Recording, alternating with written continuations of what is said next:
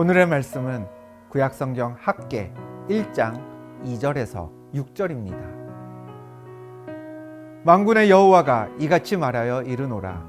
이 백성이 말하기를 여호와의 전을 건축할 시기가 이르지 아니하였다 하느니라.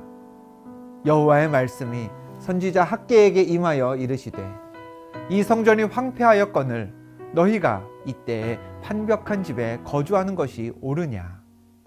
그러므로 이제 만군의 여호와가 이같이 말하노니 너희는 너희의 행위를 살필지니라. 너희가 많이 뿌릴지라도 수확이 적으며 먹을지라도 배부르지 못하며 마실지라도 흡족하지 못하며 입어도 따뜻하지 못하며 일꾼이 삭슬 받아도 그것을 구멍 뚫어진 전대에 넣음이 되느니라. 바벨론이 유다 왕국과 예루살렘을 점령한 이후 이스라엘 민족의 많은 수가 바벨론의 포로로 잡혀갔습니다.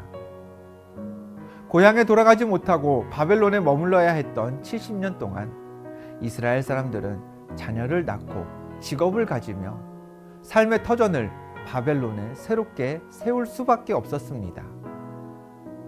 그런데 어느 날 바벨론 왕 고레스가 갑작스럽게 포로 이스라엘 백성들의 예루살렘 귀향을 허용했습니다. 성전의 재건을 지원하겠다는 약속까지 해주었죠. 이스라엘이 오래도록 꿈꾸었던 일들이 실제가 되었지만 정작 이스라엘 백성 대다수는 예루살렘으로 돌아가려 하지 않았습니다. 이미 그들의 삶은 바벨론에 완벽하게 적응되어 있었고 반면에 예루살렘은 아무런 삶의 기반이 없는 폐허에 가까웠기 때문이었습니다. 그러나 사명감을 가지고 예루살렘에 돌아간 이들도 있었습니다. 그들은 예루살렘에 도착한 후 하나님 임재의 상징인 성전을 건축하기 시작했습니다. 하지만 주변의 민족들이 이스라엘의 성전 건축을 견제했습니다. 급기야 바벨론은 거짓 보고를 근거 삼아 예루살렘 성전 건축을 강제로 중단시켰습니다. 그렇게 성전 건축이 멈춰진 채로 15년이 지났습니다. 이스라엘 백성들 중 일부는 자신들의 사명을 되새기면서 어떻게 해서든 성전을 짓자고 주장했습니다. 그러자 많은 사람들이 이렇게 반응했죠. 본문 2절입니다. 이 백성이 말하기를 여호와의 전을 건축할 시기가 이르지 아니하였다 하느니라. 성전 재건에 반대하는 사람들이 성전을 짓지 않겠다고 한 건 아니었습니다.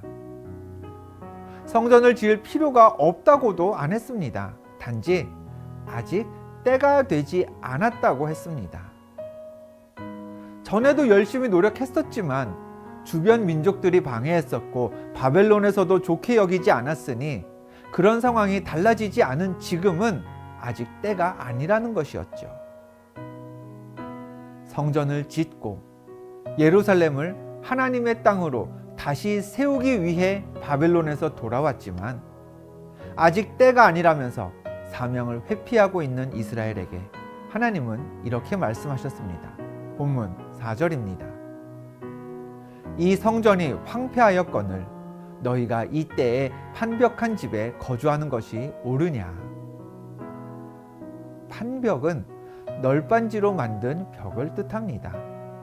즉 판벽한 집은 으리으리한 궁전이나 값비싼 재료로 만든 고급 주택이 아닙니다.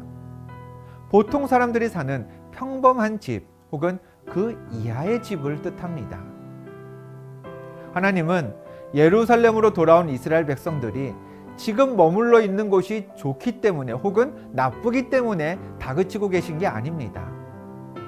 성전이 황폐해져 있는데 그 황폐한 성전을 그대로 두고 이스라엘이 일상을 누리고 있었기 때문에 다그치고 계십니다.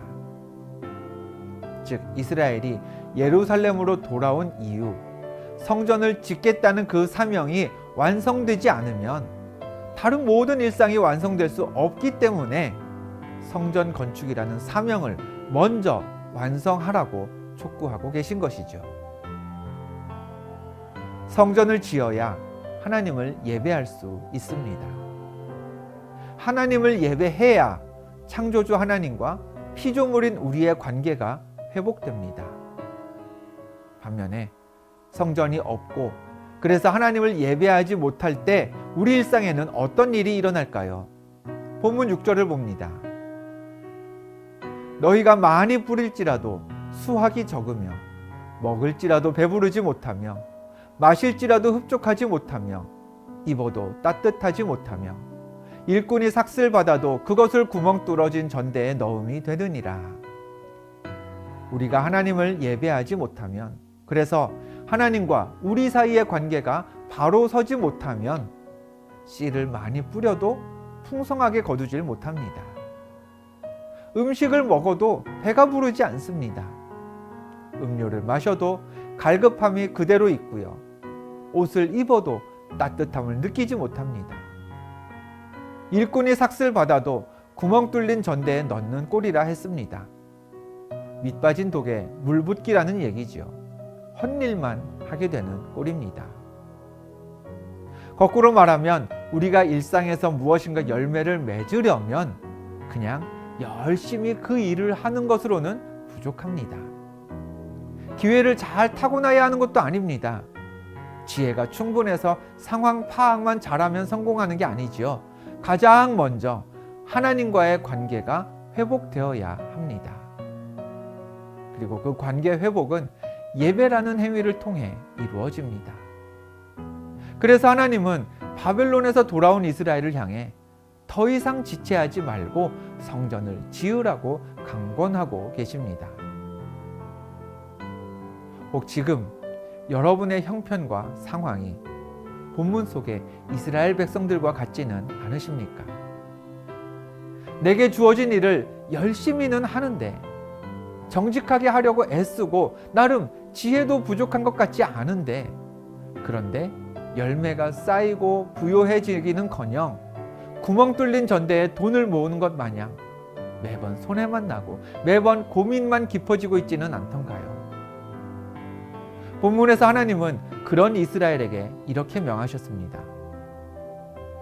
그러므로 이제 만군의 여호와가 이같이 말하노니 너희는 너희의 행위를 살필지니라. 우리는 우리 행위를 살펴야 합니다. 하나님의 능력을 의심할 때가 아닙니다. 기도하면서 하나님께 간절히 부르짖기만 할 때가 아닙니다.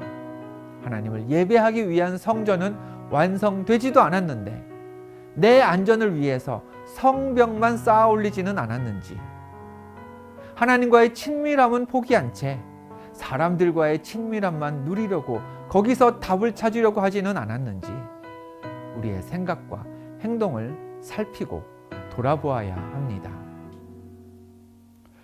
우선순위가 하나님에게 있어야 됩니다.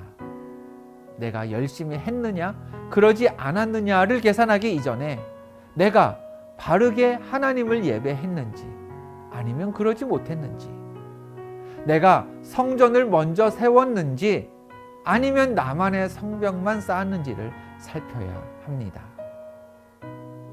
이스라엘은 자신들의 행위를 살폈습니다.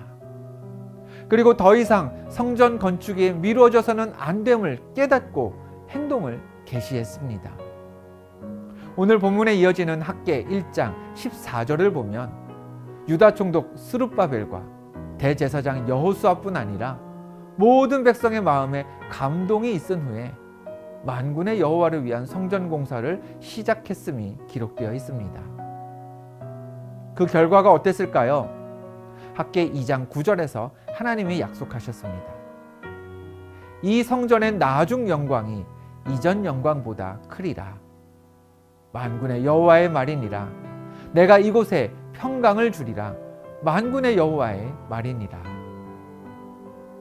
영광과 평강이 이스라엘에게 선포되었습니다. 밑 빠진 독에 물 붓던 이스라엘에게 만족과 풍요가 약속된 것이죠. 오늘은 이렇게 기도하겠습니다. 하나님, 하나님을 예배하는 것이 하나님의 백성인 나에게 최우선의 사명임을 깨닫습니다. 하나님과의 관계가 회복되므로 삶의 모든 영역에 회복을 경험하게 하옵소서. 예배를 회복하고 하나님과의 관계를 바로 세워서 가정과 일터와 학업에 하나님이 주신 영광과 평강이 가득하기를 주님의 이름으로 축원합니다. 기도하겠습니다. 하나님, 오늘도 우리는 하나님을 예배합니다. 이 예배가 우리 삶에서 변함없는 최우선순위를 차지하게 하옵소서. 나를 위해 성벽을 세우기보다 하나님을 위해 성전을 세우는 우리들 되게 하옵소서. 예수 그리스도의 이름으로 기도합니다. 아멘.